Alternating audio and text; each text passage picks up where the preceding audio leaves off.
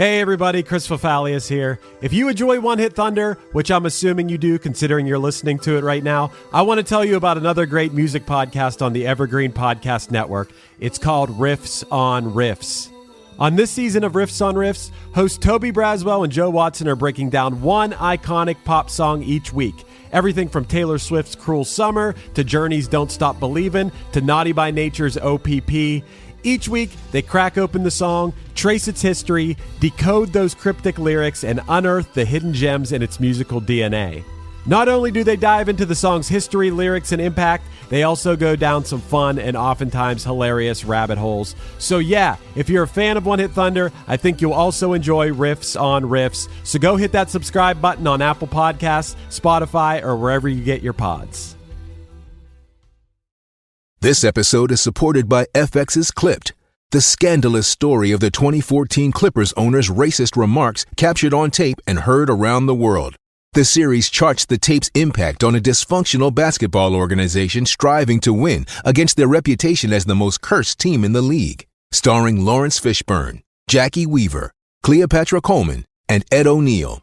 FX's Clipped, streaming June 4th, only on Hulu. One hit is all you need to make the money guaranteed, and you can live off royalties forever. And it makes me wonder, is it just a wonder, or is it one hit thunder? So Matt, this was my idea. I hit you up. As you know, I'm an Apple Music user. I'm not a Spotify guy. I use Apple Music. And I've been seeing this thing pop up of the Apple Music 100 best albums. And you know I'm a sucker for a list. And I like to make my own lists. So I thought it would be fun if you and I went through this. And I know I've already looked through the whole list, but I believe you got the number one spoiled, but the rest of it you don't know, right? Mostly a mystery to me, yeah. So I think you and I are going to go through all 100 of these. Yeah. Now, I don't think we're going to release the full audio of us discussing 100 albums, but we'll see. We'll see how good of our commentary is for 100 albums in a row. But we're starting here at 100 with Robin Body Talk, which I don't know this album. Is this the one that has that like dancing I can't remember what the name of the song is. Dancing on My Own and Call Your Girlfriend are both on this album. It's from 2010. Those songs are good. I don't know the whole album. I wouldn't have put it on my top 100. We should decide together, on a collaborative top 100, would this album be on it? And my vote would be no on this one. My vote will also be no because like I said, I know a song on it. So let's see. Let's move on. Tapping across. Oh, is this going to be an issue now? Oh, wait, I'm supposed to go this way. There you go. Hotel California, the Eagles. Not the biggest Eagles fan. Like the song Hotel California, but I'm gonna if that's how we're doing this, I'm gonna say that this is a no from me, dog. I would be glad if I never heard the song Hotel California for the rest of my life. So Eagles Hotel California album also would not be on my top 100. We can go right past this one. They're 0 for 2 so far as we're concerned. Okay. Astro World, Travis Scott. Also not a Travis Scott guy.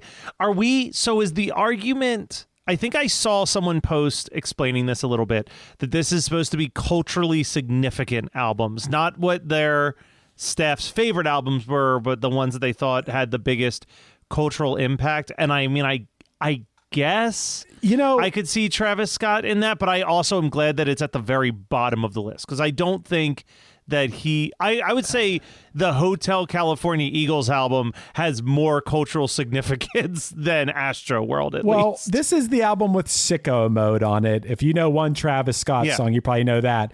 But I just personally do not get Travis Scott. It is just not my thing. There's no list of 500 albums that this album would even sniff. So I would say no to this one. And if I'm seeing this preview correctly, way too low here. We have the Rage Against the Machine self-titled. I mean, I'm glad it's above Travis Scott and Eagles, but 97 seems this is like a top 50 record to me. Yeah, I mean, the debut album from Rage Against the Machine is what we're talking about. I'm glad it made the list. I mean, you could make an argument for Evil Empire, too. I love that album, but this is kind of the album that started it all. This would definitely be on my list. I think I'd agree with you, Matt. This is probably a top 50 album. It's awesome. So good job to the Apple Music staff and artists that contributed to this list and including this at all. So yes. So we got one. We agree with one so far. All right. We've got Lorde, Pure Heroin. At number 96. At 96. I actually really like this album. I think that Lorde's debut is a very solid release. I think 96 is about a good spot, though. I think that it's definitely, if it's going to be on a list like this, it's definitely in that 90 to 100 range. I really like Royals. I really like that song Team that are both from this album. She did make a big impact at the time. I didn't celebrate the entire album. I only know the couple singles. I'm fine with it being on here. I'm going to assume that the people that put it on here listened to it a good bit more than I did. So I'm okay with this one. All right. 95, we have Usher Confessions. If you listen to my review of the Usher halftime show, it's very clear that I'm not a very strong Usher fan. But I mean, for the longevity of his career alone, there should be some Usher represented on here.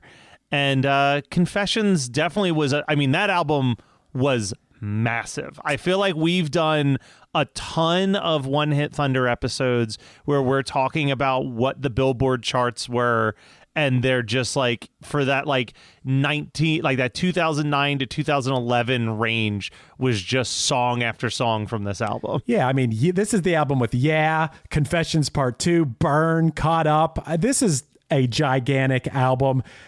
I'm kind of lukewarm on it, but I think it probably does belong here. I think that I'm cool with this one.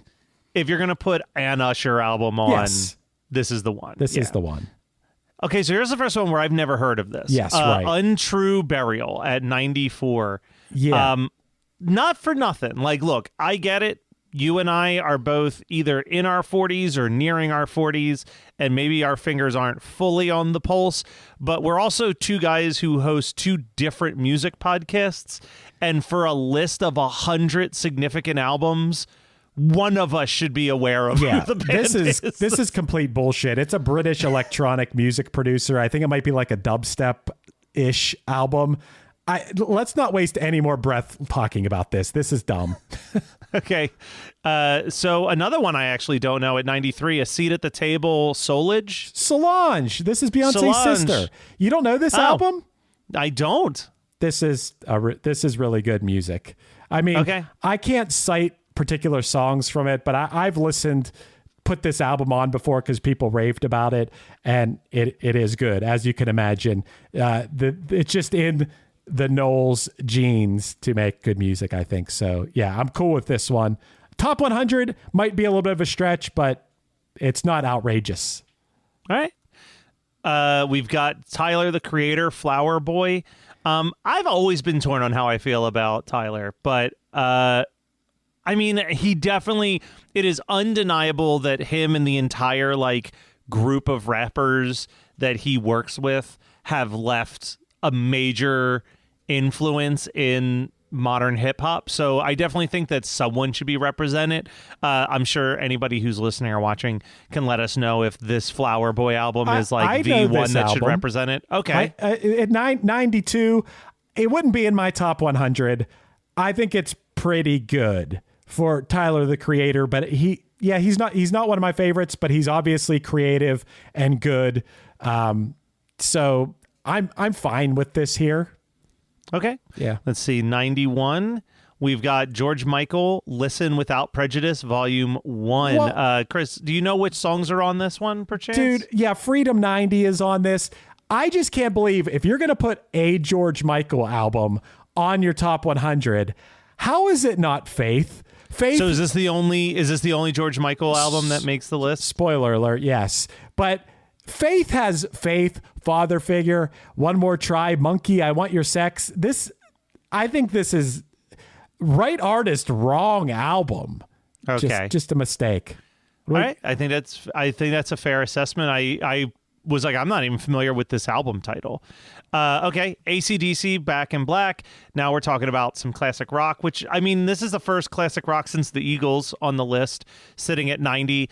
I mean, this is a damn good album. Like, whether you like AC/DC or not, this has most of the songs you know by AC/DC. It's got, obviously, the title track. It's got Shook You All Night Long. It's got Hell's Bells. Like, it's kind of stacked with the biggest hits in their career. Yeah, I mean, I'm not going to put this on anytime soon, but it kind of seems low for what an influential, huge album this is. This is another one like Rage where this should be in the top 50, I think. Yeah, maybe not for too me. high. I don't think too high in the top 50, but absolutely like in that 49-50 range for just influence alone. Yeah. Now, I'm with you. Like, I'm not the biggest AC/DC fan. I like AC/DC enough, and this is probably the album I would put on if I was going to listen to AC/DC. But yeah, 90's real low for this. Yeah. What do we got at 89? Lady Gaga, the Fame Monster Deluxe Edition. And I think the Deluxe Edition part is important because I think you get tracks like Paparazzi and Telephone when you get the deluxe version. I mean, I didn't like Lady Gaga when she first came out. Now I really like what she was doing back then. And the songs that came from the Fame Monster were just like unavoidable party jams for the entirety of my college experience. I'm indifferent to Lady Gaga. She's fine. If someone wants to put a Lady Gaga album on here, I guess this is the one. I'm kind of indifferent. Wouldn't be on my top 100, I'll tell you that. I mean, again, even from an influential stance, I think that she really changed the way pop music was done shortly after this album, because it was like she made pop music okay to be weird, finally. And then we got more of the underground artists that you and I both like. Nina Simone, I Put a Spell on You. I mean, Nina Simone definitely deserves to be on a list like this. I think we've both talked about how, like, we're not the biggest jazz people, but I love Nina Simone's jazz music. I love listening to how she sings songs, like her version of I Put a Spell on You. There's a couple other really good ones. Preacher Man, she does a really good version of. So I'm okay with this being on here, even though it's not a record that I listen to regularly. 88's fine with me. It wouldn't be on my list just because it's kind of before my time and I'm not familiar with it, but I'm assuming it's really great. Yeah. What do we got? 87, we have Massive Attack, Blue Lines. Never got into Massive Attack, but I know how influential and important this album is to like a very specific genre of music. So absolutely, this should be on a top 100 list. Wow. Okay. Just for that alone. I don't know anything about this band, and they wouldn't even sniff a top 500 for me. So we can keep going. All right. Yeah. No. For the whole like what the hell is that genre of music that I'm thinking of? Like I'm blanking, but like stuff like country? Portishead. No, Massive Attack. Massive Attack's like Portishead. Who am I thinking of? I have no clue. This was like of that like almost indie lo-fi type sound. Okay. Mary J. Blige, My Life. I'm assuming Family. No, I don't think this is the one with Family Affair. What is on this Mary J. Blige album? This being at number 86, I would have gone with the album What's the 411. That's the album with Real Love on it, which is the ultimate Mary J. Blige jam. I don't know this album, so obviously it wouldn't be on my list, but she's obviously amazing. When I look at the track list of this album, like I don't know this album. All right. Well then. Yeah. 85, I actually love this album. It would not be in my top 100, but this is Casey Musgraves with Golden Hour. This is kind of that more modern country in the exact same vein as a Maren Morris, like that country star going pop. The song, I think it was the lead single on this, was Butterflies. Great song.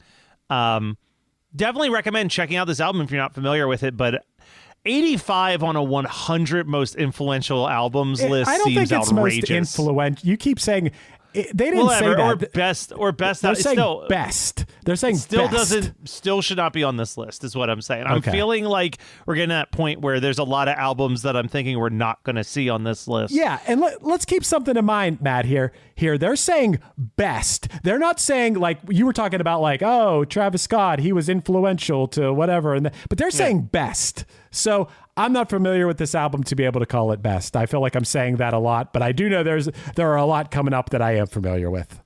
And I can see the sneak preview of the next one here. 84, Doggy Style, Snoop Dogg. I mean, obviously. This we did actually coming out soon. Here's a little spoiler for everybody. Coming out soon is a G-Funk episode with Warren G. And definitely Warren G was, in my eyes, the guy who created the sound of G-Funk, but Snoop Dogg was the guy who perfected that sound, and he did so with this album specifically. This would be on my top 100. And you know what? This feels low. I feel like this feels really low to me. Yeah, I would on my list, it would. You know what? If I was making a list, this probably wouldn't be on it, but I do think it should be on it, if that makes any sense. I mean, this album has come up for me when I'm trying to do a list of like 10 greatest, like, I'm leaning on the word influential, but like if I was to do a list of like the 10 most influential rap albums of all time, this would be on that list for sure. All right. Patti Smith, Horses.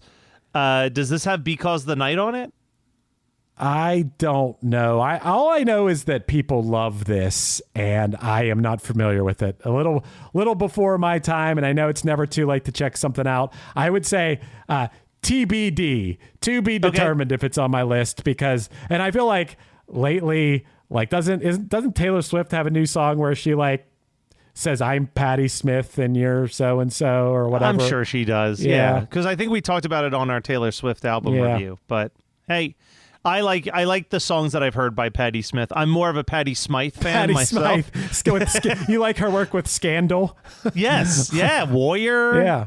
All right. Goodbye to You. 82, 50 Cent, Get Rich or Die Trying. Never liked this album. I bought this album just because I was trying to buy all of the like Rolling Stone 100 greatest albums of all time albums at one point. But I remember how massive and beloved this album is. But for the most part, it's like In the Club is great. I like Wanksta. I like High 21 Questions. I like High all the time. Yeah. But I mean, I think this album has like something like 24 tracks on it, and I like 3 or 4 of them. It's a lot. I understand why it would be on a list. It's the songs are enduring. It wouldn't be anywhere near my list. Sorry, 50 Cent. All right, so let's see. At 81, Neil Young, After the Gold Rush. This is a good-ass album. I think the opening track on this is Heart of Gold, which is just one of the best. I think it might not be the opening track, but I'm pretty sure Heart of Gold is on After the Gold Rush. I could be completely wrong on that. I think you might be wrong about that, Matt. But either way, I think that this album is an absolute banger. And like I was just about to say that I feel like we've talked about a lot more new than older albums so far on this. So I'm glad to see something from like that 60s, 70s scene like represent it. Are you looking it up right now? What's on After the Gold Rush? Tell Me Why, After the Gold Rush, Only Love Can Break Your Heart, Southern Man, Till the Morning Comes, Oh Lonesome Me, Don't Let It Bring You Down, Birds, When You Dance, I Can Really Love, I Believe in You, and Cripple Creek Ferry. I mean, there's some good songs, though. Tell Me Why is one of my favorite Neil Young songs. I love, I really like this album quite a bit. But again, I don't know if it would be on my top 100 albums list. Neil Young is not on my top 100. Cool guy. I think the guy is cool. The music, not so much. All right. Let's see. Eminem, Marshall Mathers, LP. Not my favorite Eminem record, but I know it's the most important Eminem record, and I know it's a lot of other people's favorite Eminem release. I mean, this album was huge. Yeah, number 80, I guess I'm okay with this. This is Stan, Real Slim Shady. This is what? Is this like the What I Say I Am is on here too. Yeah. And then on the deeper cuts, you get songs like Kill You, which was like pretty well liked. Under the Influence, Amityville, which is probably one of my favorite Eminem deep tracks. Like there's not really a skippable song on this album as far as I'm concerned. I think this and the Slim Shady LP, the first two releases of his, are pretty major record label releases of his, are pretty perfect in the grand scheme of that era of music. Wouldn't be on my top 100, I'll tell you that. This would be on my top 100. Wow, okay. Although maybe I would put Slim Shady LP higher, but whatever. So Lana Del Rey, Norman fucking Rockwell. Really have not gotten into Lana Del Rey as much as I should have. If you so want I'm going to, to pass Matt, this to you. If you want to get into Lana Del Rey, you should listen to the album Born to Die. That album is awesome. And this is the album where she does the Sublime cover of Doing Time. That's all I know. Oh, I've heard that cover. I mean, it's a pretty good cover. That's on this, but I just think that Born to Die is a superior album. If I was I would probably put Born to Die on my lower end of my top 100, but not this album. But okay, right artist, wrong album. All right, let's see. Here we go with Elton John, Goodbye Yellow Brick Road. Okay. This would absolutely make it on my top 100. I definitely think this is Elton John's best record. Yeah. There's no way you can't represent a list like this without something from Elton John. Right. And this is definitely the one it should be. Yeah, I mean, this is Candle in the Wind, Benny and the Jets, Saturday Night's All Right for Fighting, Goodbye Yellow Brick Road, the title track, of course. Yeah, this should be on a top 100. I agree with this one. Yeah, there's no problem with this. And actually, I have no problem with the next one that I see here, Madonna Like a Prayer. I mean, I think we've talked about this before. True Blue is technically the album from Madonna with the most #1 hits, but I mean, just for the song Like a Prayer alone, which is just such a juggernaut of a song. But the rest of this record's really good. This is a really good Madonna album. Yeah, this has Cherish on it, Dear Jesty and Oh Father, which I love both of those songs. Of course, the title track. I would probably go with Like a Virgin or True Blue over this one. I'd have to really go. I would represent Madonna somewhere on my 100, but it would probably be earlier work Madonna. But I'm okay with this. Yeah, I think I think my list would probably have to have Madonna, and this actually might be the one I went with. Bad Bunny, I don't even know how to pronounce this because Un Verano Sinti. I don't know this album at all. I'd be okay with just skipping right past this one, Matt. All right, let's just be safe and move on. Missy Elliott, Super Duper Fly. Missy has been on my list of like, I have loved every single I've ever heard from Missy Elliott, and I've never dug deeper into her catalog. And I was thinking about that fairly recently, that I want to listen to more Missy Elliott, specifically starting with Super Duper Fly, because obviously that's got The Rain on it, which is just such a cool song. And like you said, this is a best list, but if we're going to bring up the concept of influential, kind of brought Timbaland to the entire music scene with this album, and that the influence that this album had on bringing Timbaland into hip hop alone earns it a place on any type of greatest albums list, even without listening to it, just knowing that piece of history. But as good as The Rain is, I have a feeling that the rest of the record is probably just as interesting and different and unique. I would check it out. Missy Elliott is my cousin Alicia's favorite artist of all time, I do believe. And I don't know that it would make my top 100. I do like some of her singles, but cool. I'm fine with it being on here. All right, 74. This is another one that I think is a little too low. And I think you agree with me, given that you had like 20 shirts for this band. Yep. 9 Inch Nails, The Downward Spiral. Yeah, this should be way higher. This is a masterpiece of an album. It's a crazy album. And I think it's one of the best. So yeah, 74 is low, but I'm glad it's on here. It should be on here. Steely Dan Aja, I think is how that's pronounced. Or it might even just be Asia. But I'm not sure. I just started getting into Steely Dan, and they're really good. And a lot of the songs that I like are off of this, like just on random listening on Spotify. Sorry, Apple Music. I know this is your list, but I'm slowly converting into being a Steely Dan fan. I know that they're kind of like a band's band, especially in that like classic rock fandom.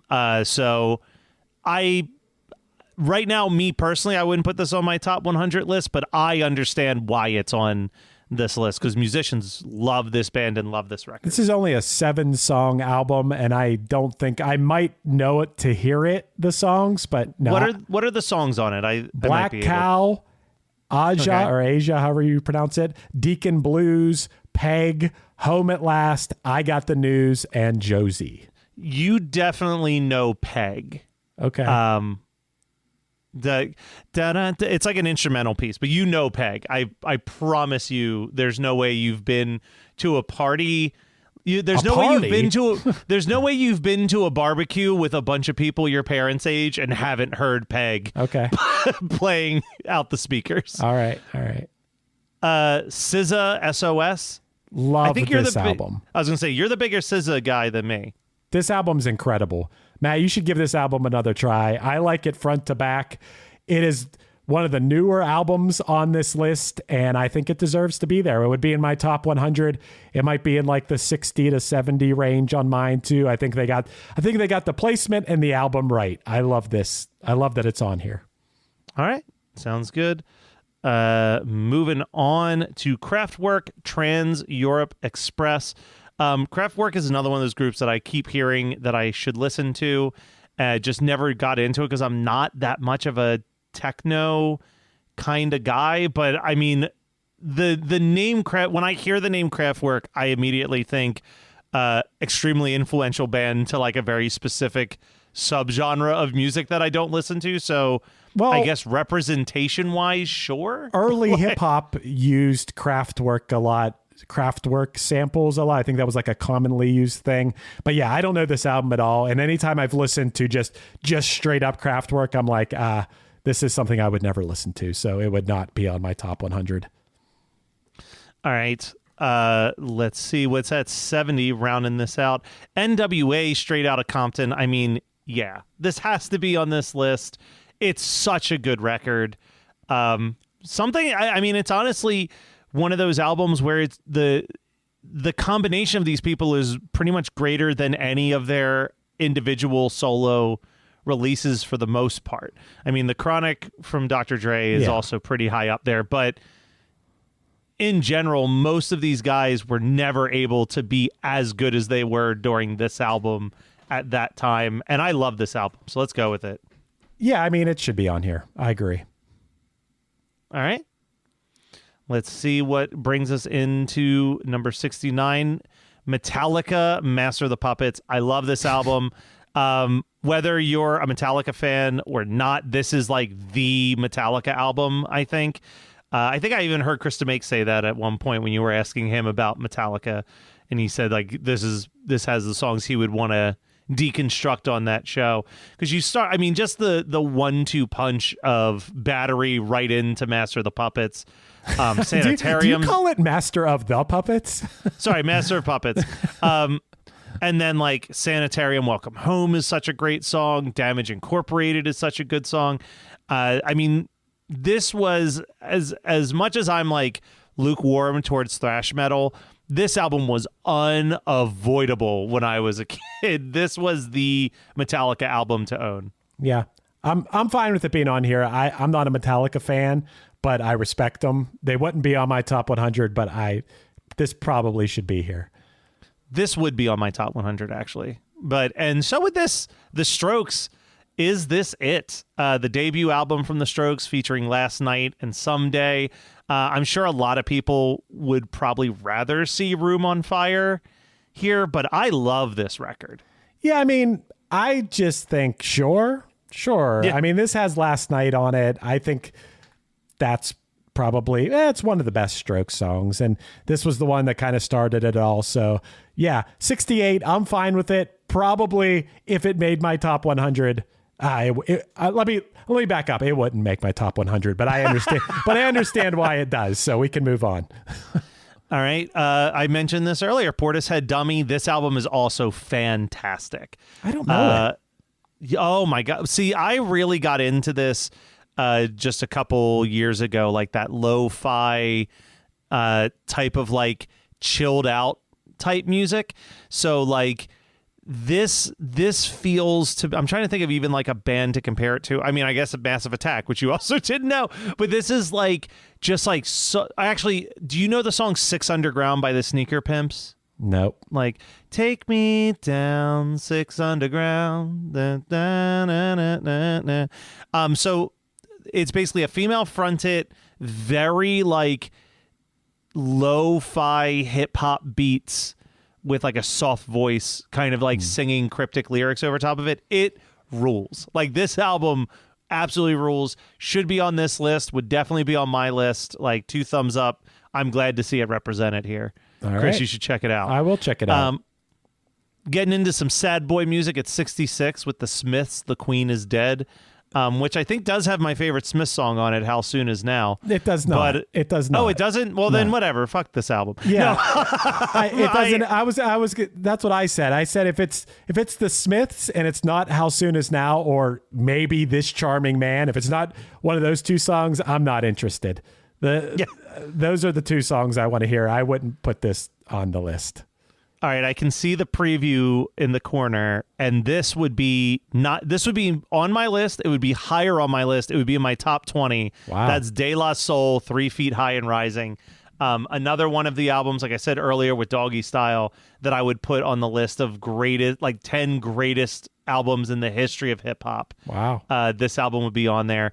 Obviously, most people know Me, Myself, and I from it. Magic Number on this is really, really great. It's one of the few rap albums with a bunch of skits on it that I don't hate. Like, I actually think the skits are funny and keep the album moving a little bit. Buddy is on this, featuring Tribe Called Quest and De La Soul. Just like that whole native tongues movement of hip hop is like so my shit. So yeah, this is a big thumbs up for me. I'm not really familiar with it enough to put it on my top 100, but I'll take your word for it, Matt. I appreciate that. All right. Erykah Baduism. Never got into Erykah Badu. I know we brought her and the neo soul movement up in a recent episode that we recorded. So I know that this is a pretty big album for a lot of people, just not a world of music that I necessarily ventured into. Yeah, when Erykah Badu is on, I'm always like, oh, this is good, but not enough for me to like really dive into Erykah Badu. But I'm sure this deserves to be here. It wouldn't be on mine, but the people that put this list together, I'm sure they know what they're talking about with Erykah Badu. All right, let's see what is up next. We've got at 63, Jimi Hendrix Experience. Are You Experienced? I mean, this is the big debut album from Jimi Hendrix. 90% of the Jimi Hendrix songs are on this. Foxy Lady, Fire. Yeah, it's a great album. Whether you're doing a best list or an influential list, it deserves to be on both. Now, if it's just my personal albums I want to listen to, it wouldn't be on my list. But if I'm actually making a list of what I think are significant, good, great records that everyone should hear, this would be on like my 100 albums you should listen to list. Sure, it wouldn't be on my list, but I understand why it's on this list. So I think we might be split on this one. Tupac, All Eyes on Me. Not that I just never got into Tupac. I tried. I've listened to a lot of Tupac records.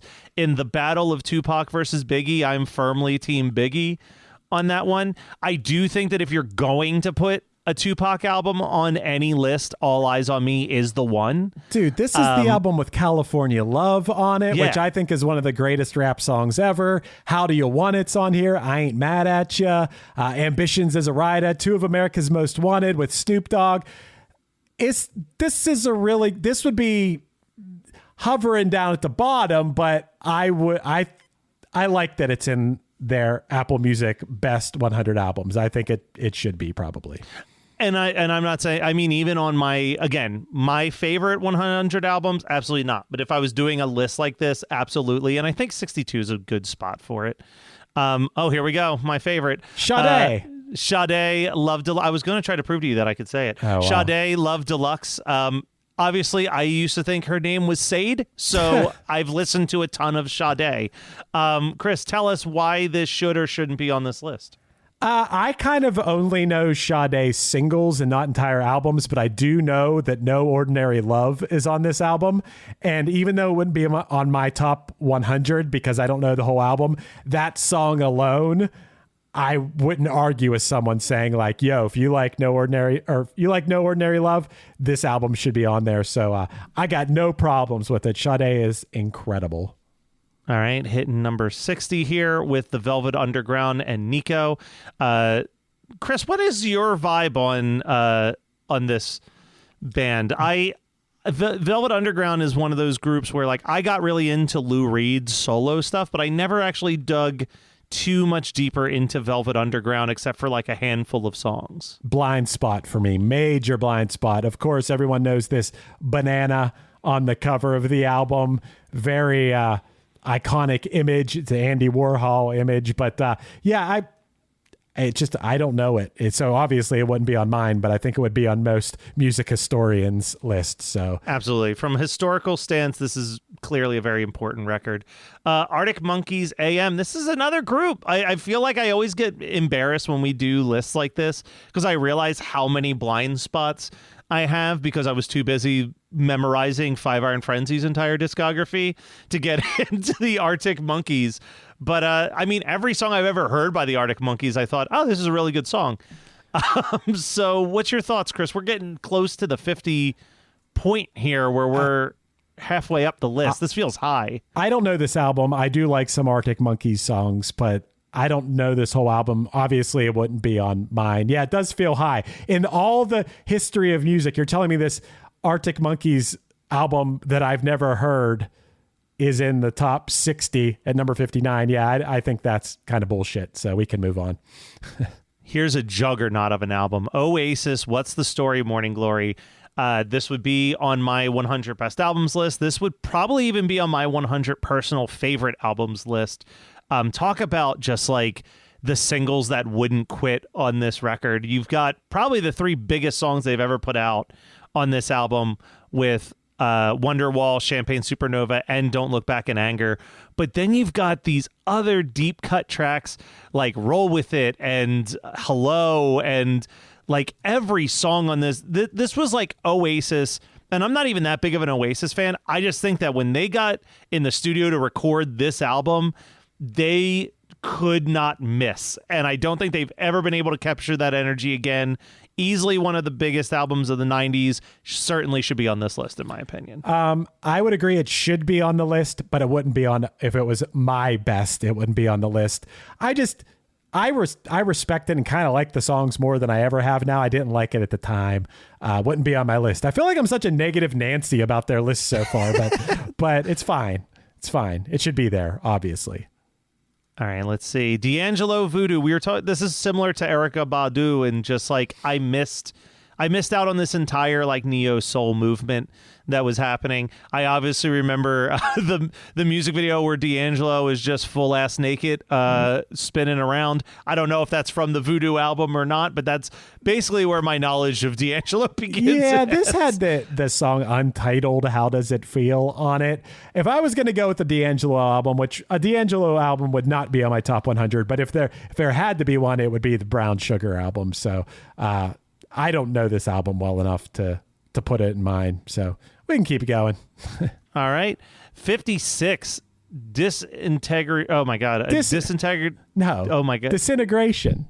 Listen, whatever. The Cure. This album's great.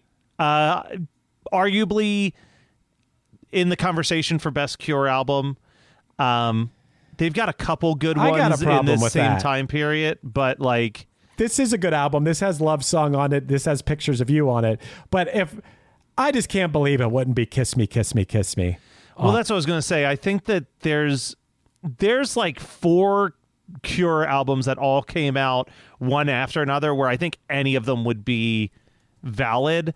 I think that this one just has the most stacked track list as far as hits go. I think there's like 4 songs on this album that were big hits. I don't know, man. I don't know. I mean, I'm cool. The Cure had to be on this list. I guess I'd have to dive deeper to decide which Cure album. I don't think it would be this one for me. But, yeah, because I'm looking here, Lullaby, Fascination Street, Love Song, and Pictures of You. Like, those are all pretty massive singles. But I do agree with you. Like, you have albums like the Kiss Me, Kiss Me, Kiss Me album is phenomenal, and you get Just Like Heaven off of that one. Yeah. As long as the Cure is represented, I'm happy. Yeah, So yeah, I'm okay with that. all right, 55, Anti from Rihanna. Rihanna, I've been starting to get into. You know, like I've talked about before, like there was this period right after college where I just was not paying attention to anything happening on the radio at all. And that was like Rihanna at her peak. But Chris, I think you're more of a fan. Tell me, is this the album or I the love wrong this one? album. I love this Okay. album. I'm glad if I had to put a Rihanna album, this album would be in my top 100 as a favorite somewhere. And this album has Work on it. I love Work. Kiss It Better is on this album. James Joint. This album's awesome. If you haven't listened to Rihanna's Anti album, go check it out. It is great. Right. It's a great summer listen too. You might enjoy it right now. All right, I'll make it a point to check that one out. Jonathan Coltrane. Coltrane. Oh, my God. You know, him and I get along. We're very prim and proper together. John Coltrane, A Love Supreme. Obviously, I don't know this record. I don't know a ton of John Coltrane stuff. But, I mean, when you think of jazz musician, John Coltrane is usually one of the big heavy hitters. So I'm just going to go ahead and trust Apple Music that if I want to start getting into John Coltrane, this is probably the record I should start with. Matt, you might not believe this, but this one's before my time, so I can't. What? No. All right, let's see what's next here. Rolling Stones, Exile on Main Street. So one of my old podcasts before my time, we did a track-by-track breakdown of this record. It's widely considered the best Rolling Stones record. I don't know if I fully agree with that. I personally really, really like Goat Head Soup from the Rolling Stones, but this is a great album, especially for me who did not like the Stones. This was the album that kind of made me start to go like, all right, let me dig deeper into their catalog. This has got everything from like a song that feels like early influence for heavy metal to like some very bluesy songs to some of more of what you're used to the Stones sounding like. The irony is that I don't think that any of the songs on this album are like big hits to the modern listening audience. Like if you I remember looking at the track list being like, I don't think I know any of these songs. And I think that that's what kind of made it even more exciting and different to dive in. So not on my personal 100 favorite albums, but if I was being asked to do a list like this, I would probably say, yeah. And about 53 is about the right spot for it, too. I'm not a Stones guy. They wouldn't be on my top 100. There might be 4 or 5 Beatles albums on my top 100, but not a Stones guy. I was going to say, I'm very interested in the fact that there have been no Beatles so far. Guns N' Roses, Appetite for Destruction. At if 52, you're gonna at 52, listeners, we're trying to keep you updated on where we're at. Sorry. At number 52, I mean, this album is a juggernaut for sure. It's easily the best Guns N' Roses release. You get Welcome to the Jungle, Sweet Child of Mine, and Paradise City on here. Yeah. Also, like other fan favorites, like Out to Get Me is on here. Rocket Queen is a pretty beloved song from Guns N' Roses. And also, like, just the fact that they kind of walked this line of not quite hair metal, and like that's how they were able to survive grunge more than like did they? A band like Poison did. Yeah, I mean they put out Use Your Illusion at the peak of grunge and then kind of self-destruct it. But I definitely think that this album should be on here. This album is really good. It's really well organized. It's an insane debut record from a band, and maybe would be on my personal favorite 100 albums list, maybe, but definitely, like I said, if I was asked to do a list of best albums, this should be on here. 52 feels a little high. I would maybe put it in like the 60, 70 range, but still like this album's way too massive and important to not be there. Yeah, those 3 big hits alone, it wouldn't be on if I was making my favorite list, but yeah, it should be somewhere on a best list. Yeah, I agree. All right, so here's the top of the bottom half here. Prince, Sign of the Times, an album that I think we just talked about on this week's episode. We did. Of One Hit Thunder, and I think you made it very clear, not your favorite Prince. The song, Sign of the Times. This album has my favorite Prince song. I Can Never Take the Place of Your Man is on here. So let me ask you a question. Spoiler alert. Is this the only Prince appearance on this list? No, it is not. Okay, then I am okay with this placement. Yeah. If there's only one Prince album on the list, I feel like there's a very clear, stronger album. I mean, if I was your girlfriend, this is great. If I Was Your Girlfriend is on this album, I Could Never Take the Place of Your Man is on this album. Otherwise, the album as a whole would not be on my top 100. I love Prince, but yeah. But it's definitely an important album. All right, number 50, Hounds of Love, Kate Bush. Let me ask you a question. I love this album. Do you think this album makes this list if not for the last season of Stranger Things? She did get a big resurgence, but this album's been beloved, man, for a long time. It might not be at 50. Maybe it would have been at like 100 or something. Yeah. But this album is incredible. If you haven't dug further than Running Up That Hill, the title track, Hounds of Love, so awesome. Cloud Busting is on this album. It's so good. It's such an experience of a listen. Just read into like how she made this album and stuff. It's so good. Amazing front cover everything about this. She's so cool. I love Kate Bush. Yeah, I agree. Kate Bush. It'd be higher on my list. This would be in my top 40. Yeah, I dove into Kate Bush more after Stranger Things, as embarrassing as that is to admit. Oh, sure. It's not. And I mean, this album is great. And so is this one. 49, The Joshua Tree by U2. If U2's only going to have one album on this list, it should absolutely 1,000% be The Joshua Tree. The first 3 tracks alone is like one of the most impressive runs of going from Where the Streets Have No Name, With or Without You, and I know these are not the exact order that it is, and still haven't found what I'm looking for. Like, those are 3 of the finest songs that U2 has ever crafted in a row. Yeah. And then I always tell people, check out Bullet the Blue Sky. It might not be one of the U2 songs that you're most familiar with, but if you want to know how U2 was one of the few like bands of the 80s to survive the grunge movement of the 90s, there is so much of an early grunge sound influence on Bullet the Blue Sky, with like a lot of loud quiet there, like very heavy bass and drum driven with the guitars more subdued. This is absolutely one of my favorite albums of all time. Would be on my personal top 100. Would be on my top 100 just, influential and best song albums list as well. I'll buy that. I would probably go both. It would probably be on my top 100 of both as well. Oh boy, Chris, I've sung the praises of this one for years. I say it is the number 1 greatest rap album of all time, and it looks like Apple Music is somewhat backing me here. At number 58, the Beastie Boys, Paul's Boutique. 48, Paul's Boutique. I would keep it here. I would keep it in like the 40s, basically. This album, for what it did for sampling, the combination of the Beastie Boys with the Dust Brothers, it was a combination that only happened once. After this, the Beastie Boys started to self-produce themselves, but this record is just insane. It is one of the most interesting sonic listens I've ever had. I know I've sung the praises of this. I think Matt Milligan has sung the praises of this on our show. There's been quite a few people who have agreed that this album really is one that you don't want to miss out on, and I think it's because the vibe at the time was that it was a failure. Right? Mm-hmm. Like, this was no License to Ill. It didn't have like a big single on it, so it kind of flopped. And then years later kind of got the reevaluation that it's a masterpiece. But I've enjoyed it from the second I bought it. I bought it as a completionist, thinking that it was going to be a bad record.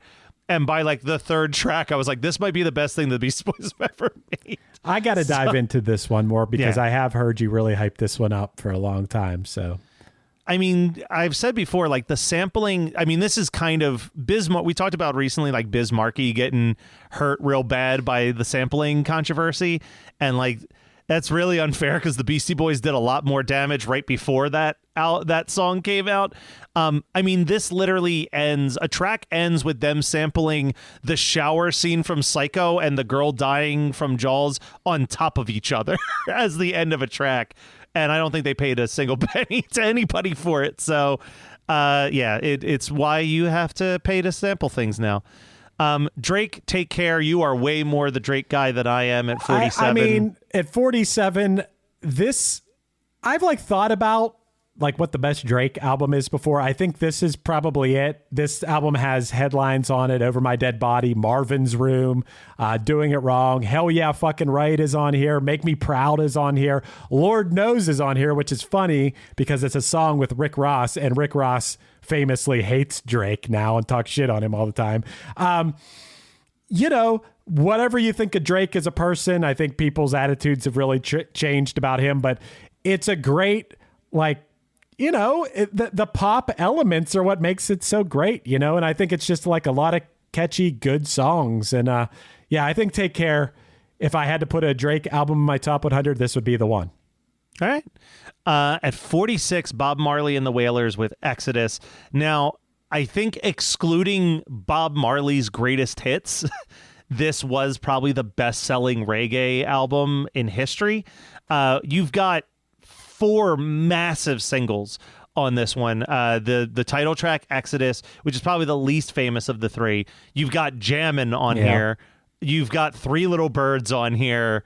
And you've got One Love on here, which are all just like, when you think of Bob Marley, those are 3 of the first songs that come to your mind. I remember buying the Bob Marley Legend album and being like, I want to get all of his albums.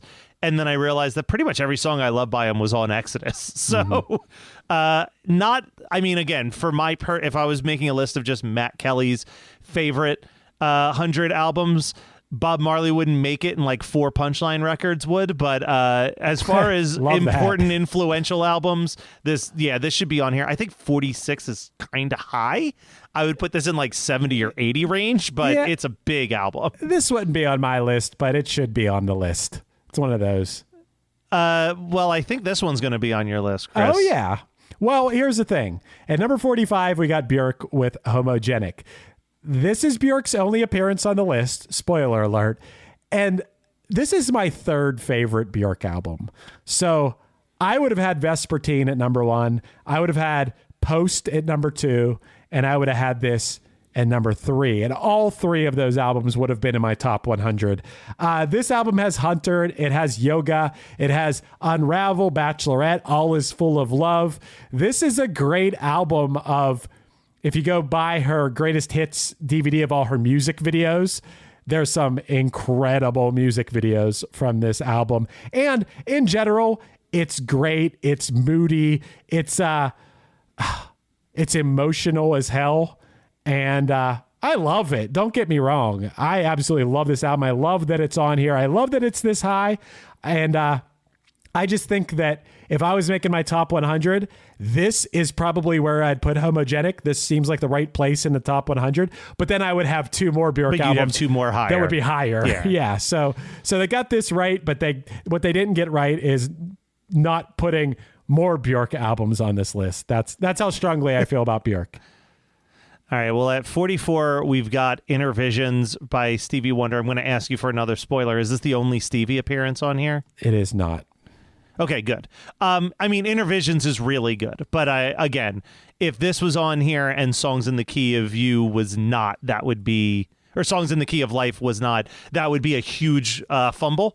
Yeah. Inner Visions is the second best Stevie Wonder record. So this is great. This is a great placement. 44 is a great spot for it. It's a great album. Yeah, this is the album with Higher Ground. This is one when he had his streak of winning best album at the Grammys, like 3 albums in a row. This was one of them.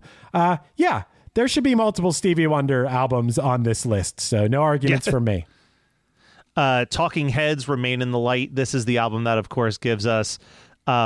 Oh my God! I just blanked on the name of the song. Once in a Lifetime. I was going to say This Is Not My Beautiful House. Yeah. This record is real. I mean, the Talking Heads in general. I mean, you could have like 5 of their albums on this list for all I care. They have so many good records. But I think this is the one that really blew them up. This is the one that probably influenced the most people because it gave them the most mainstream attention. And I mean, just for Once in a Lifetime alone. Like, absolutely. I'm fine with it because of Once in a Lifetime alone. I'll openly admit I know a lot of songs by Talking Heads. I don't know whole albums by them. So I'm going to trust that the good people at Apple Music knew what they were talking about with exploring all the Talking Heads albums and picking this one as number 43 on their list. All right. Well, you're going to have to tell me they made the right call on Janet Jackson, Control. This should absolutely be on this list. Now, it's probably my second favorite Janet Jackson album behind The Velvet Rope, but Control is amazing. Spoiler alert again, this is the only Janet album on this list. Whoa. Yeah, so they dissed, I mean, that's shocking. Yeah, they dissed the Velvet Rope. Yeah, Velvet Rope. I would put Velvet Rope on this over Control. Yeah, if but you're only going to have one Janet. Let me tell you all the hits on Control, because I love telling people that Janet had more hits than Michael, which is true. This album alone, the song Control, Nasty, What Have You Done For Me Lately, The Pleasure Principle, When I Think of You, Let's Wait a While, are all on this album. There's 6 hits alone on this album. Mainstream hits. I mean, those are all big hits for sure. I just, as a cohesive album, this should be The Velvet Rope. The Velvet Rope is, I would argue, one of the 40 greatest albums of all time. I would agree with that. As this list is supposed to be. So this is interesting to me. 41. Outcast at 41. Outcast. How do you pronounce even the name of this album? Aquamini. Is this the only Outcast? Because this is my least favorite Outcast. This is the only Outcast on. I think that this is a huge mistake. Yeah, Stankonia or Atlanteans both should be on this instead. And actually, I'm incorrect. This is not my least favorite. The Southern Cadillac playlist music is my least favorite Outcast album. But of the 3 big Outcast albums, this is the one I always rank the lowest of those. Well, 3. Speaker Box and Love Below would, I mean, not to be an obvious person, but I think that should be the one on here. Yeah, I mean, look, I love Outkast being right in this spot. I just do not think this is the album that they should be represented with on this list. Yeah, I don't know this album. All right, Aretha Franklin. I Never Loved a Man the Way I Love You. Aretha Franklin is obviously one of those people where I know the songs more than I know the albums, but this list would always feel incomplete without some type of representation of Aretha. So I'm going to trust Apple Music in saying that this is the album. Yeah, it's that we should be listening to. We're at number 40 with this Aretha Franklin album. This is the album that has Respect on it. So if you're going to have an Aretha album on your list, it better be the one that has Respect on it. I don't know the whole album either, so I'm going to trust Apple Music on this one. Wouldn't be on my top 100. All right, so now we're in the top 40 with that one. So at 39, Illmatic Nas. Now, I know you're a Stillmatic guy, as am I. You're a Stillmatic. You and I are Stillmatic and God's Son people, I think. Yeah. But Illmatic is an undeniable beast of a debut record. Yeah. Just 10 amazing tracks. So absolutely. Life's a bitch and then you die. That's why we get high. Because you never know when you're going to go. Yeah, it's great. And Nas, I put him up there as one of the all-time greatest rappers. He's got one of the best voices for it, one of the best flows ever. Nas is awesome. Yeah. This, I'm no notes here. This is an album that I just started to dive into in the last year or two, and I absolutely love it. Carole King, Tapestry. This is another one where it's hit after hit after hit after hit on this record. Dude, at number 38, I think this should be higher. This should be top 20 to me. This should maybe be top 10, to be honest. Yeah. This album has I Feel the Earth Move. It has So Far Away. Man, I love So Far Away. It's Too Late. Love that. You've Got a Friend, Where You Lead, aka the theme Gilmore song from Girls. Gilmore Girls. Natural Woman is on here. And on top of that, the album cover is her sitting by a window with her cat. You cannot win me over more than that. I love Carole King. I think this is a top 10 album. I think Apple Music dropped the ball by putting this low. How are you going to put this low? Chris, I think you should do a solo album one day and just recreate this photo. I love it. With your cat. I love it. That should be your new Facebook profile picture. Yeah. Is you recreating the Tapestry cover. All right, at 37, the magic number, we've got Enter the Wu-Tang, 36 chambers for the Wu-Tang Why did they not Clan. put it at 36? That's outrageous. Obvious mistake there. But again, I've mentioned this hypothetical 10 greatest rap albums list in my mind. This is another one that's definitely on that list for me. And it's another one where, like, I've always liked the Wu-Tang Clan. I've always liked most of the guys in the band's solo music. This is kind of like when you hear a band's demo and then you hear the record. There's something about how raw and imperfect this album is in comparison to everything else when they had way more of like a know-how that just makes this album irresistible. The fact that their rapping is just like a little off the beat at times, and that, like, you know, that Riz is still just, or Jizz is just starting to like get into the weeds of how to make these beats, so they're kind of a little sloppy and like it's mixed just a little incorrectly, that makes it so good. And they've never been able to capture that again, no matter how many great records they put out. This is top 10. This should be in the top. I think 37 is pretty low, is a little too low.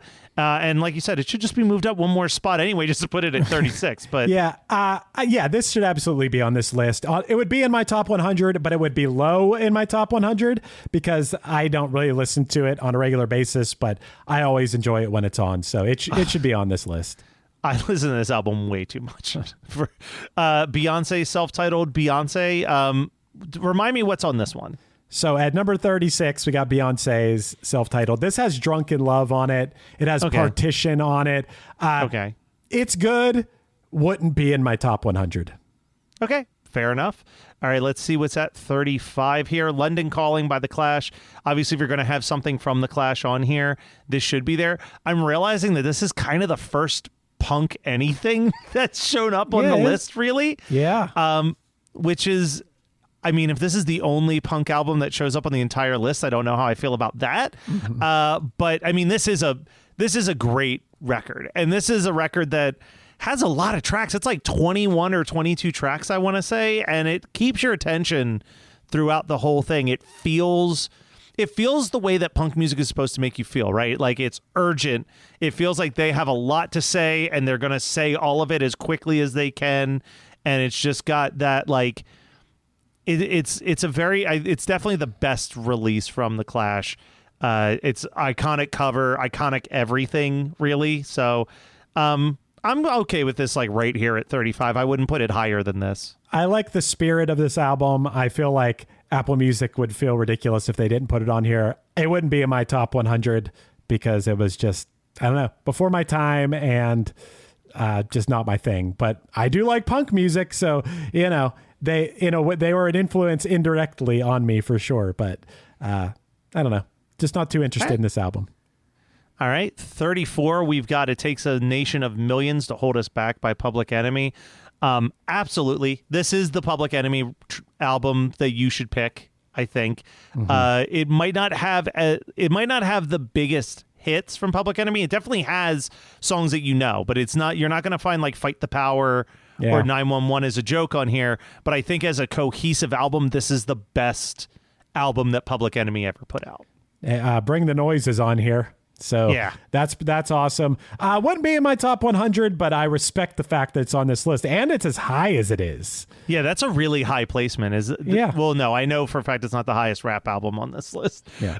But anyway, 33, Radiohead Kid A. Best Radiohead album. See, and I was going to say I disagree. I think Kid A is right where I start to lose interest in Radiohead. Dude. I'm way more of a The Bends and OK Computer guy over Kid A.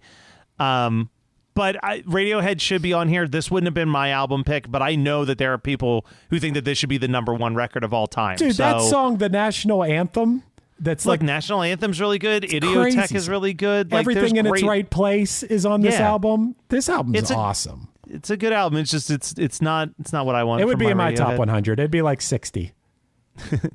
All right, here's an album that would also be on my metaphorical 100 rap albums at 32, Ready to Die by Notorious B.I.G. This is another no-skip record. Actually, that's a lie. There's one track I always skip on this record, which is the track just called Fuck Me. That's just a minute of Notorious B.I.G. having sex. I've never felt good listening to that, be it in the car, on headphones, alone. It's just very uncomfortable. But you get Big Papa. You get Juicy. Yeah. You get... Give me the loot. Then Give Me the Loot, which is my favorite Biggie track. Suicidal Thoughts, which is such an incredible closing track. This is a truly beast of a day. This might be my favorite rap debut album. I would put this over Illmatic, I think. Juicy, I think, is maybe the best rap song ever. If it's top 3 or 5 for me, I'd have to write it out. I love Big Papa. I love Give Me the Loot. The rest of the album, I could give or take. It might crack my top 100, but it's not a guarantee. It should be. It should be on the list, though. This would be guaranteed in my top 100 favorite albums for sure. As would 31, Jagged Little Pill, Alanis Morissette. This is another one that I think is a no-skip record. Beyond the fact that you've got the juggernaut hits that came off of this with You Ought to Know, Hand in My Pocket, Head Over Feet, You Learn, and Ironic. Yeah. You also had And All I Really Want, which is probably my favorite Alanis Morissette song. Forgiven, which is an amazing deep cut on this. Not the Doctor, Mary Jane. There's just a ton of amazing songs on this album. Huge beyond album. just the singles that you know. You'd have to be, if you're making a list, you'd have to be an idiot not to put this album on it. I don't know. Your list would be null and void if you didn't put it on there. But that being said, I wouldn't put it on mine, but it's still really, really good album. This would be on my any list that you gave me. Wow. I would do it. Billie Eilish, When We Fall Asleep, Where Do We Go? I really like this record. For most people, they're going to know the song Bad Guy off of this. Bury a Friend. I really like You Should See Me in a Crown. This was just such an interesting, strange pop record to come out at that time. And I really like it. And terrifying cover. I mean, it's really good. I really like that final track, I Love You, the real chill song. It's grown on me more and more. I didn't really care about it at first. I like it now. I think 30 is high.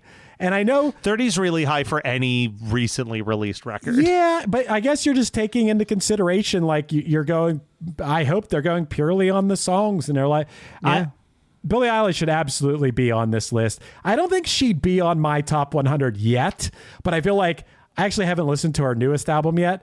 But at some point, she's going to make an album because she's so good and so creative that she's going to release an album where I'm like, oh, yeah, this is definitely on my top 100. I don't know if this is the one that is, but I respect that it's on here. She's going to top this record in her career. There's no way she doesn't. All right, at 29, the Tribe Called Quest, Low End Theory. Absolutely my personal favorite Tribe Called Quest record. You've got, obviously, Scenario that brought them and the leaders of the new school together. You also get Buggin' Out on here and Check the Rhyme. And then just a ton of other great songs, honestly. So I really like this record. This is again, I've mentioned a couple times now in my bizarre here's the 10 best rap albums of all time list. I mean, I lean very heavy to the 90s. This would be on there as well. It's a feel good album to put on. It's fun to listen to. Wouldn't be in my top 100, but I respect that it's here. All right. Let's see. At 28, we've got Dark Side of the Moon, Pink Floyd. Sure. I've never been a huge Pink Floyd guy, but obviously this is the one to go with. Yeah, it would be sure. This or The Wall. Sure. We don't need to say much more about this one. It should be on there. Same with Led Zeppelin 2, I think. Yeah, Led Zeppelin sure. 2 is just the right call, absolutely, if you're into classic rock. Kanye at 26 with my my beautiful dark twisted fantasy. I mean, I don't like giving props to Kanye for the most part. If you're going to put him on this list, it should be this or College Dropout. 26 feels real damn high to me.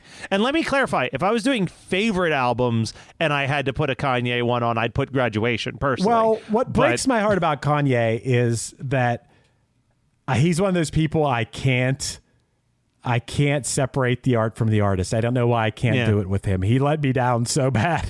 And but if I thought Late Registration was one of the greatest albums ever made. I mean, I think Late Registration and Graduation are better than College Dropout, but I think that College Dropout's the more important. I think it was Late Registration is 1, College Dropout is 2, Graduation is 3, and probably this one, Beautiful Dark Twisted Fantasy, is 4. I know these albums inside and out. I was obsessed with these albums.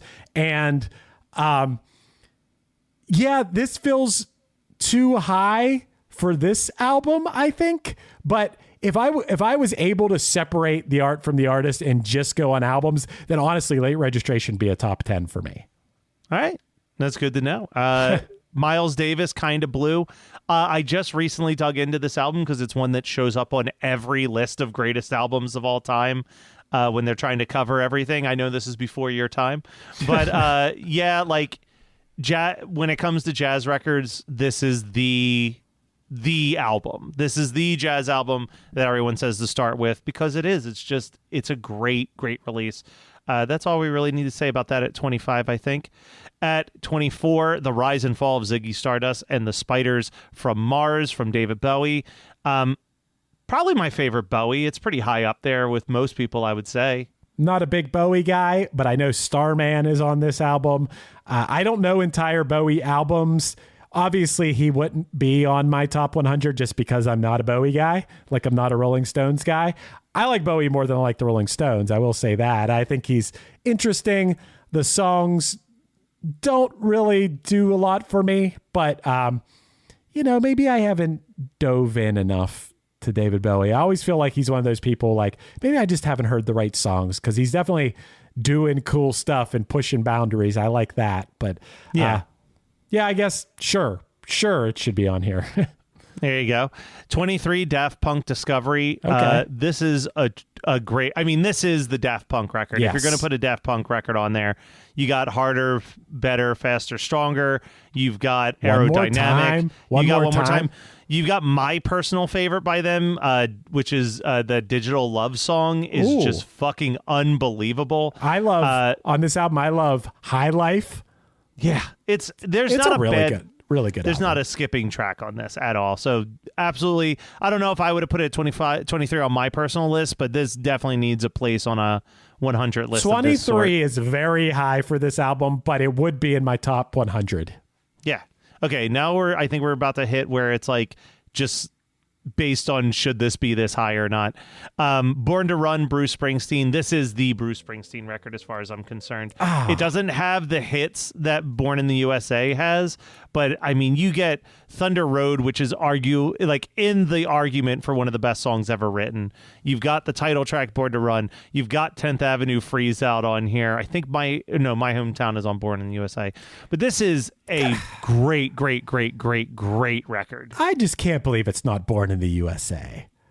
I honestly can, because I think that Born in the USA is like it's one of those situations where it's like the audience's choice versus the critic's choice, and this is the more critically acclaimed of the two. All right.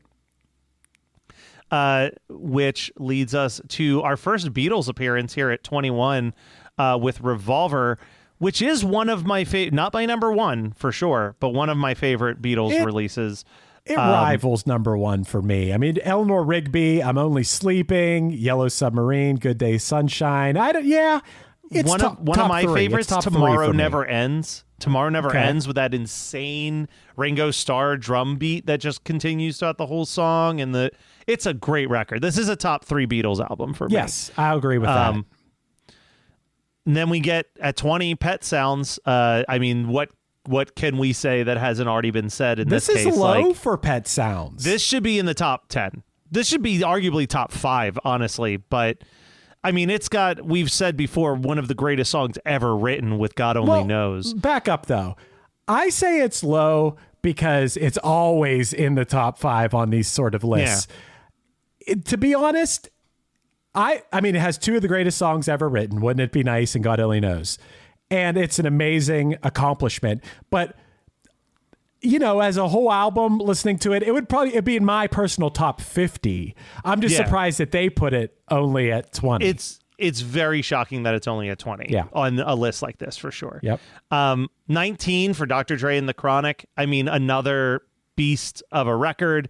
I think that this is correct. I think that this being above NWA and Snoop Dogg is the right call. This is definitely the best of those 3 albums that he was involved with. Yeah, I mean, this is another one where it's like, minus the sketches throughout it, it's a pretty flawless record. Yeah. Okay.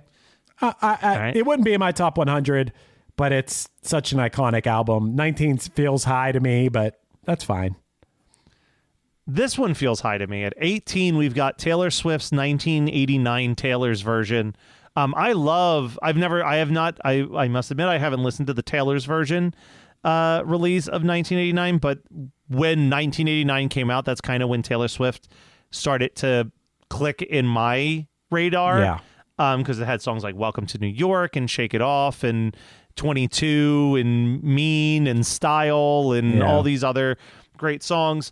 Bad Blood was on this too, I think so. This is her best album. This is her best album for sure. Just 18 seems like this is like, if this was at like 75, I'd be like, absolutely. 18 feels insanely high to me. Yeah. Above the Beach Boys' Pet Sound and Revolver by the Beatles. Being pretty lukewarm on Taylor Swift, this album actually would probably be in my top 200. And this would be the only Taylor album in that top 200. I think this is definitely her best album. I understand why it's here. 18 feels high, but I wouldn't have been surprised if they put it higher, to be honest. That's true. That's also true. Here's another one that I feel like is insane. It's not in the top 10, just based on lists of the past. At 17, Marvin Gaye's What's Going On. Love this album. It's a great album. It's a great album. It'd be in my Should top, be a little bit higher. It'd be in my top 50. 17 feels high for me personally, but it's classic. Oh no, the music historian in me feels like this is low, but yeah, I mean, this would be in my top 100 personal favorites, but much lower. But I don't know. It's tough because you never know. Like, well, what is the list specifically trying to say? Joni Mitchell, Blue.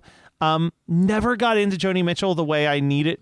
I feel like I need to, but I mean, I know that this is an album that many people would put as the number 1 album of all time. I hear that brought up frequently. So 16 feels about right for a list like this. Yeah. This is kind of a shocking one to me just for being this high at 15. Adele, 21. Chris, how about you? I think you're more the Adele person than am me. I? Adele wouldn't be in my top 500 albums. I don't like Adele at all. Same. I'm in the same boat. So okay, sure. I mean, this should. I mean, I understand she's tons of people like her, but it's just not my thing at all. All right, number 14, we've got Highway 61 Revisited by Bob Dylan. I feel like I remember this being, I mean, I know that this is one of his important ones. I feel like I remember this being like an a album Rolling I liked. Stone is on this album, which is one of I've listened to this. It's good. I'm not a Dylan guy. I respect, obviously I respect him, but I wouldn't be, obviously wouldn't be on my top 100. I wouldn't have even known that this was the album that Bob Dylan fans would put high. I don't know. Not on mine, but Bob Dylan's cool.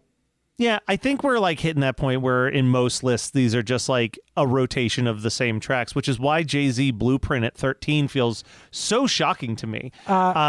It's a good album, but like for a list of this kind, this must be the highest that this has ever been ranked in a general best albums of all time list. I just don't understand, like, Izzo, H to the Izzo is on this album, but you're telling me that you're going to put this at 13 and not put the Black Album even on this list?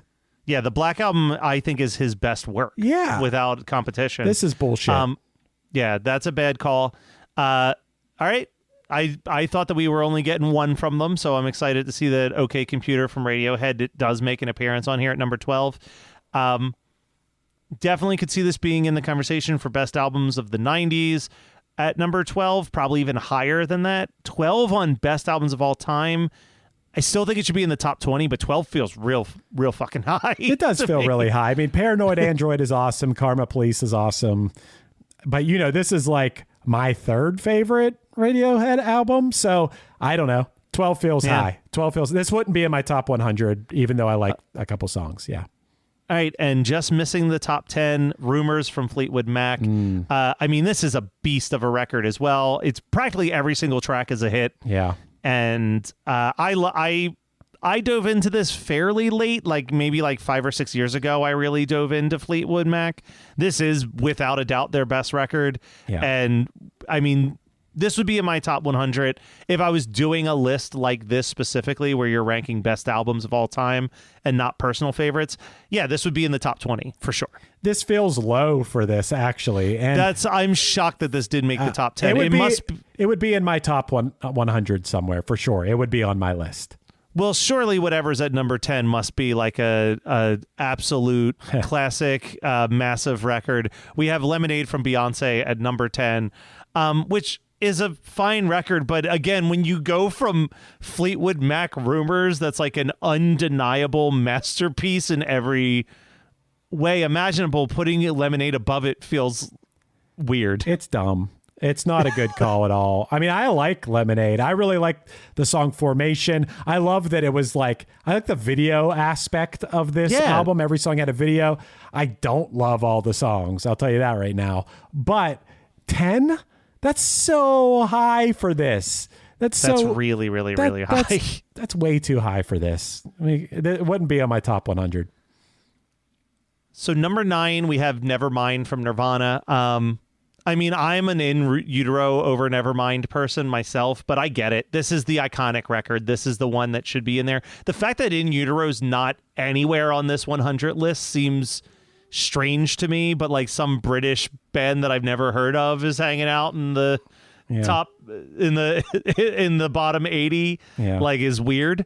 But I mean, there's talk about like not a skippable track to be found. Like Nevermind is pretty beastly. I'm surprised it's this low, actually. It would be in my top 30 probably of all time. Yeah, Nevermind rules.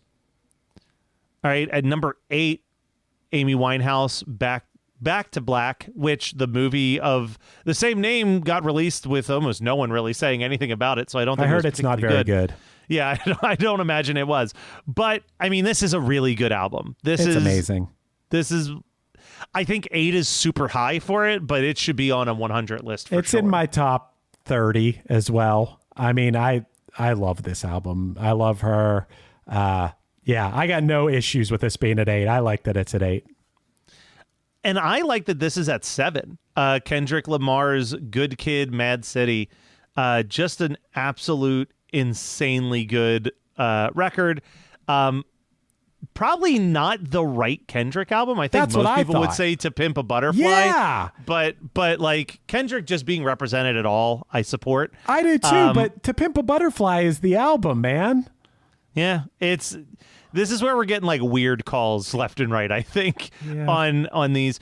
Although I don't disagree with this. Number 6, Songs in the Key of Life. We already mentioned it earlier, Stevie Wonder. This is Stevie's best release. This is, This should 1,000% be in a top 10 of a list of this sort. So yeah, that album's in my top 20 for sure. I saw him perform it live before. Absolutely should be there. Nice. This feels weird to me. Number 5, Frank Ocean, Blonde. Never really got into Frank Ocean. Don't even get it from like a culturally significant stance, really. Like sure, if you wanted to put Frank Ocean in the top 100, I would be like, sure, but top 5? Let me stop you for a second. Okay.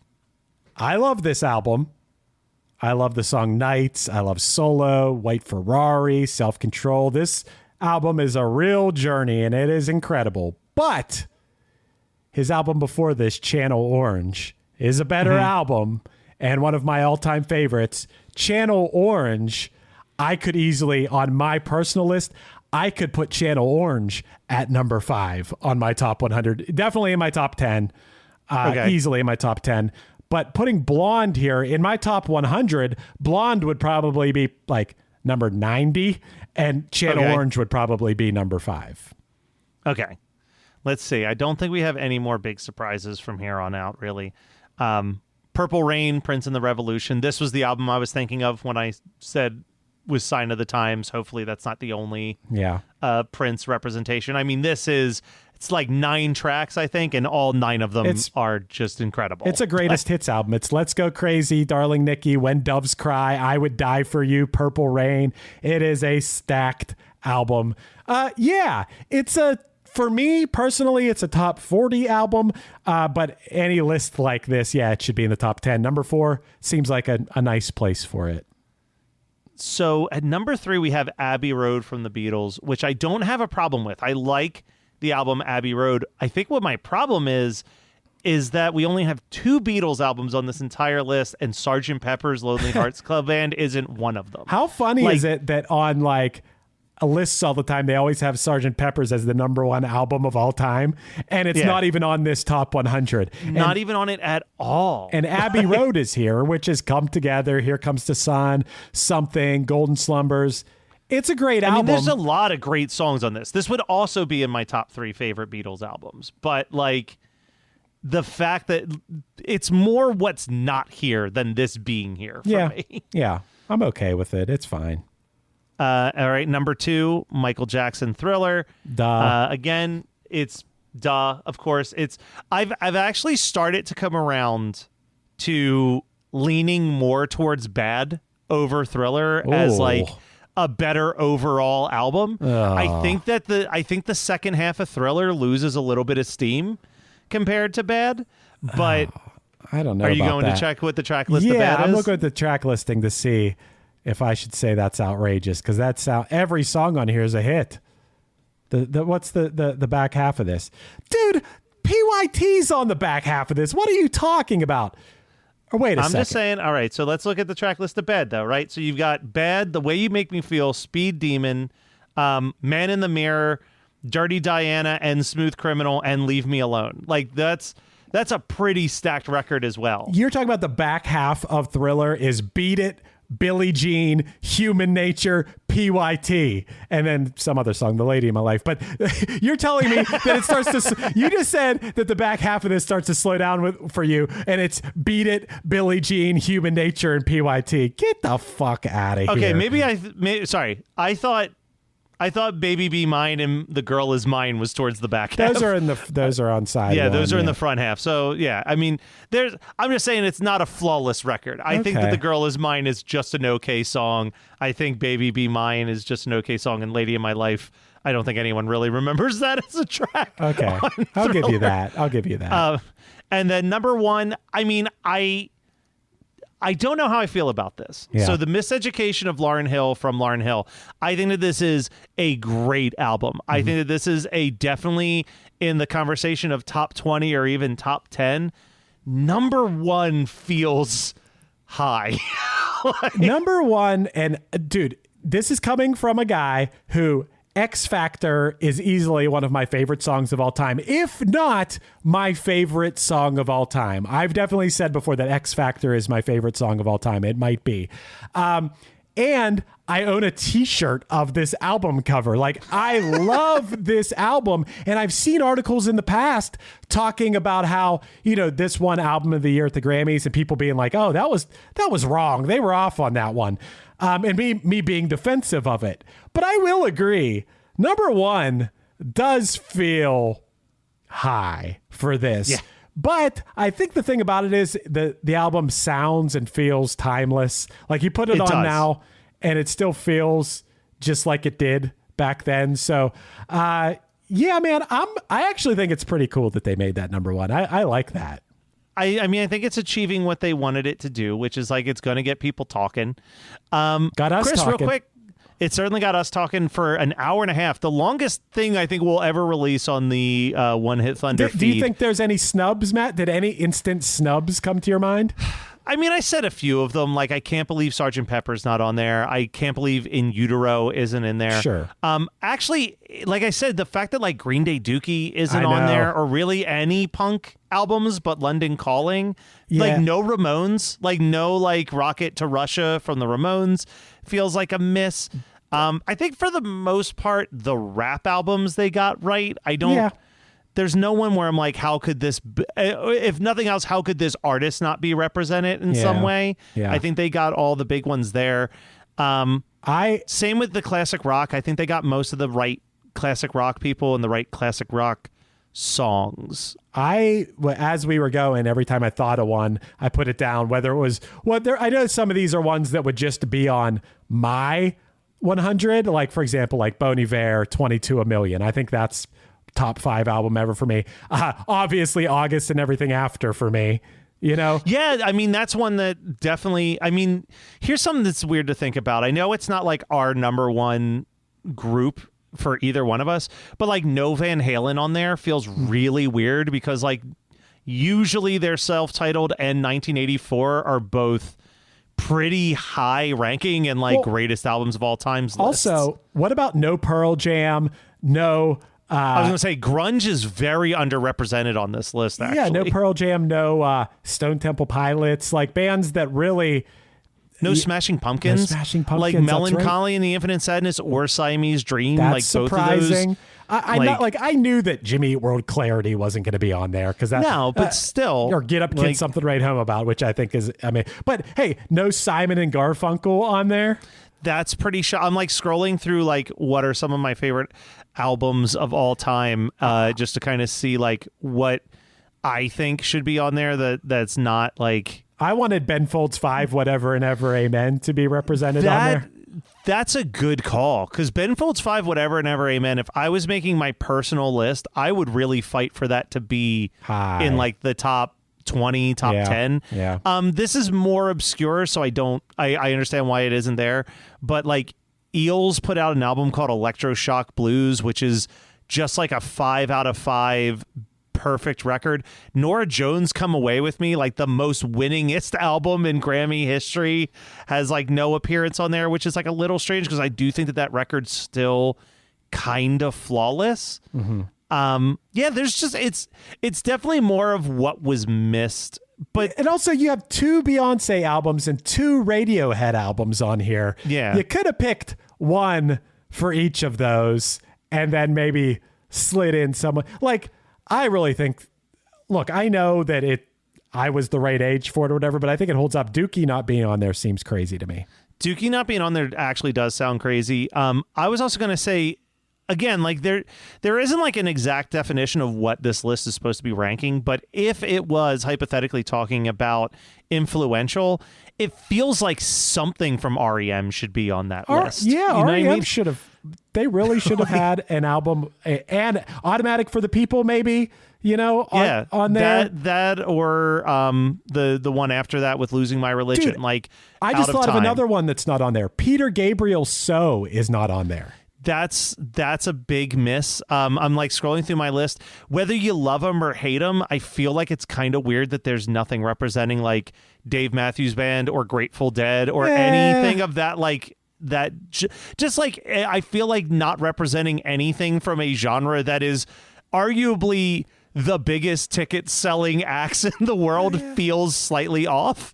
Also, I will say nothing at all from what I will call our world. Nothing from like what people call emo, pop punk, whatever you want to call it. Nothing. I thought for sure there was going to be, I thought maybe they were going to put like My Chemical Romance on there or something. Yeah. Or, I mean, Black Parade should absolutely, I'm in not all saying sincerity, that's in mine. It's not even in mine. But it should be in the bottom 20. It should be somewhere on Jimmy there. There's no reason. Jimmy World Bleed American was a huge album.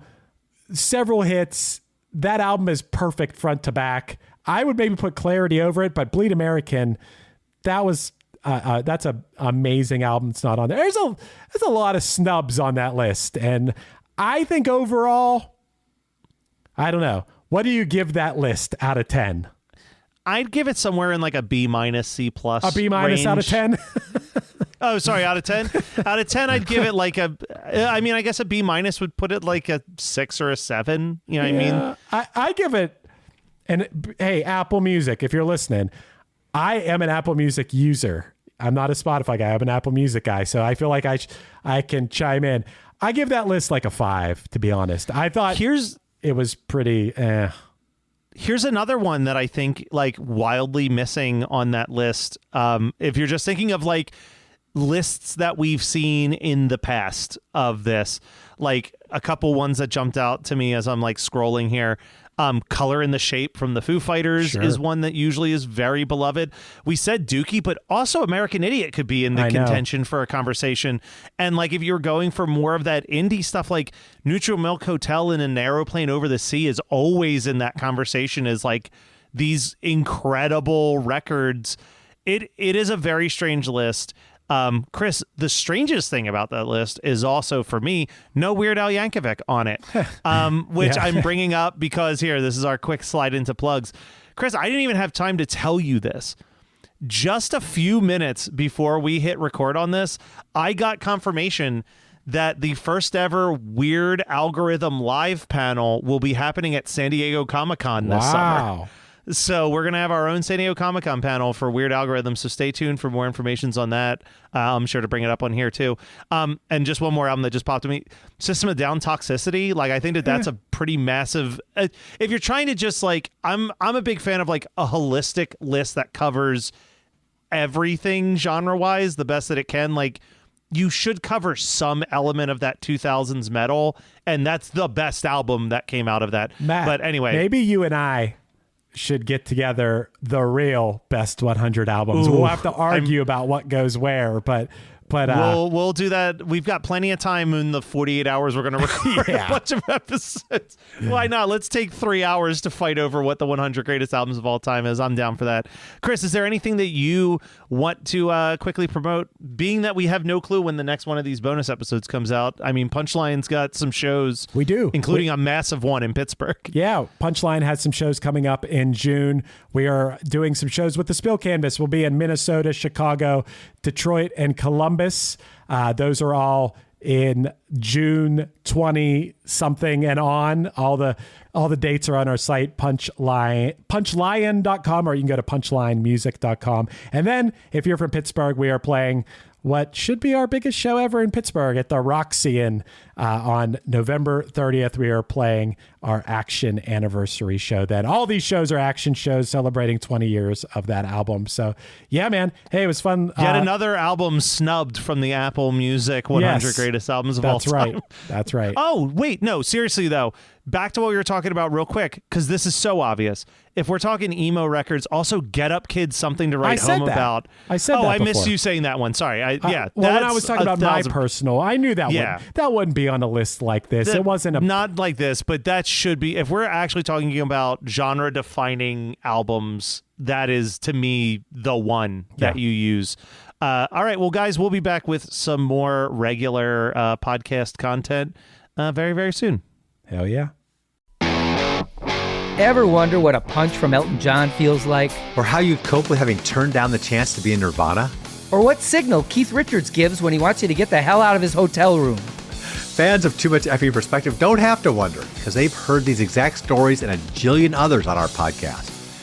I'm Alex Hoffman, former tour manager for Radiohead. And I'm musician and comedy writer Alan Keller.